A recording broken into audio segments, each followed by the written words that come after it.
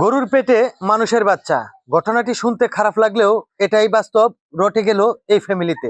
দর্শক, বিস্তারিত জানতে চাইবো এই ফ্যামিলিরই একজন বড় সন্তানের কাছ থেকে। তো ভাই, গরুর পেটে মানুষের বাচ্চা, এই জিনিসটা কিরকম একটি খটকা, আসলে কি ঘটনা সত্য? ভাই, ফটকা তো আমার জীবনটাই রে ভাই। গরিব মানুষের জন্ম লিছি, তারপরে ছোট যাই। আমারে তো মানুষ ভালো চোখে দেখে না রে ভাই।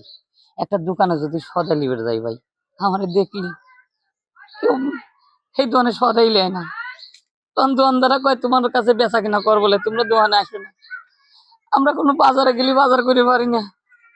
তাই মনের দুঃখে ভাই, যে জায়গায় আমরা কেউ চেনে না সেই জায়গায় চলে যাই।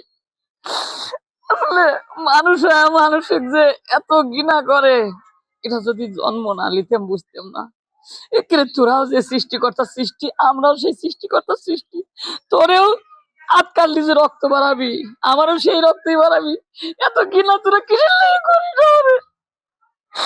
ভাই, আমার যে বউটা গর্ভবতী, এই যে বাচ্চা হবি, বাবা ডাক শুনবো, এর জন্য অনেক বাধা। আমার সাথে কেউ মেশে না, শুধু মিশার মধ্যে আমার মা, আমার বউ, আমি, এই তিনজন মানুষ ছাড়া এই পাড়া প্রতিবেশী কারোর সাথে আমরা মিশতে পারি না।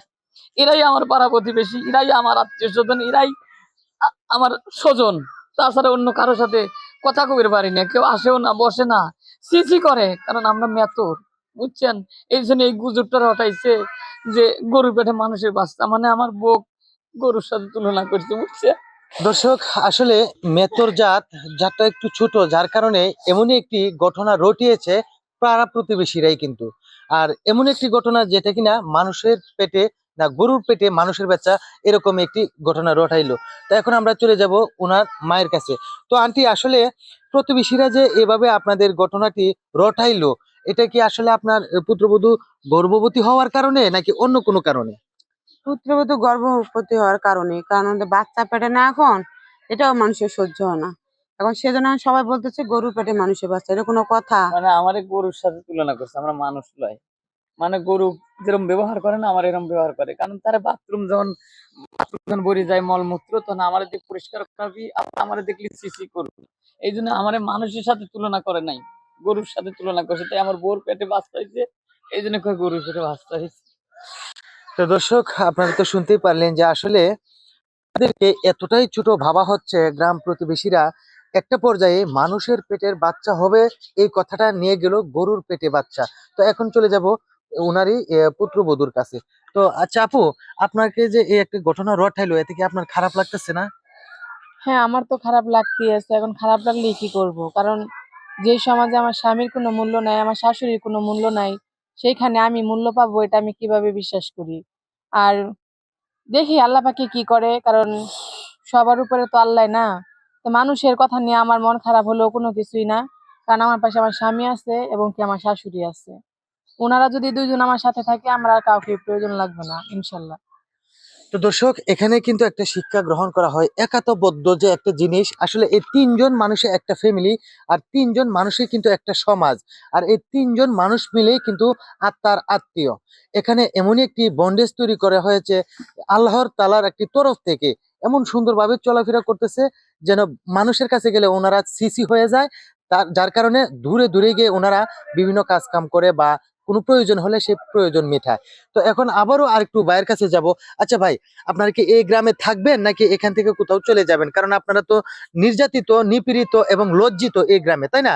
এখন আপনি কি ডিসিশন নেবেন? ভাই, জীবন মানে যুদ্ধ, যুদ্ধ করে বেঁচে থাকতে হবে। যুদ্ধ করে বোঝা দেওয়া লাগবে যে আমরা মানুষ, আমাদেরও প্রয়োজন পড়বে। যেদিন মানুষ বুঝবি যে আমাদের প্রয়োজন আছে, প্রত্যেকটি জাতির প্রয়োজন আছে। সৃষ্টিকর্তা যখন সৃষ্টি করছে, প্রত্যেকটা ভেদাভেদ সৃষ্টি করছে। আজকে মনে করেন যে বাড়িঘর দেখছেন, বিল্ডিং দেখছেন, আজকে যদি এই রাজমিস্ত্রি না থাকতো, বিল্ডিং বানানোর লোক থাকতো, বিল্ডিং কিন্তু তৈরি হতো না। আমরা মেথর যদি না থাকতাম, তাহলে গুতে বাইসে যাইতো মানুষ। কথা খারাপ শোনা যায়, কিন্তু আমরা আছি বলেই আজকে তোরা সুন্দর সুষ্ঠুভাবে মানে আসিস।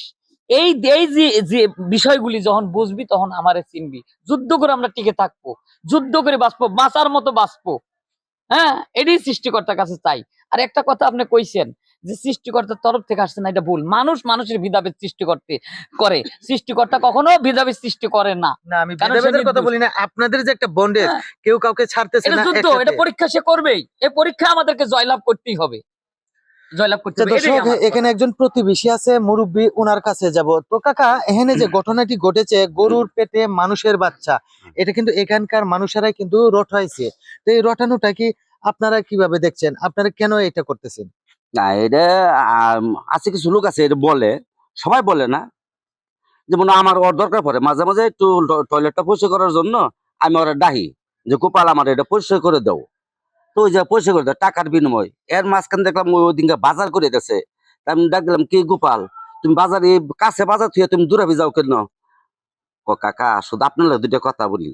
আমার তো আমি এই দোকানে বসে চা খাবো, আমার চা খেতে দিব না। তা আমি করলাম যদি দিই তো, পরে করলাম যে দোকানদার করলাম দুটো চা দেও। আমার চা দিল, পরে কইতেছে ওই চাটা লয়ে ওই তুই দূরাফি জায়গা, এই সাইডে যা, তোরা দেখে মানুষ আইব না। সবাই তো আর সমান না। হ্যাঁ, সবাই তো বাবা এক সমান না। আমি আচ্ছা, আর কি বলবো? তো দর্শক, প্রতিবেশী একজন, এখানে উনি তো ধরেন কথা কাকাই বলবো। কি কবি, কাকাই তো দূরে সরে রয়েছে, বুঝেন নাই?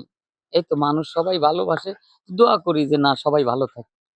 তো দর্শক, আমাদের এই ভিডিওটা তৈরি করার কারণ হচ্ছিল যে আমরা সংখ্যাগরিষ্ঠ বা আমরা বিভিন্ন সম্প্রদায়ের মানুষ একসাথে বসবাস করি বা বিভিন্ন শ্রেণীর মানুষ একসাথে বসবাস করি, কিন্তু আমরা সবাই যদি একসাথে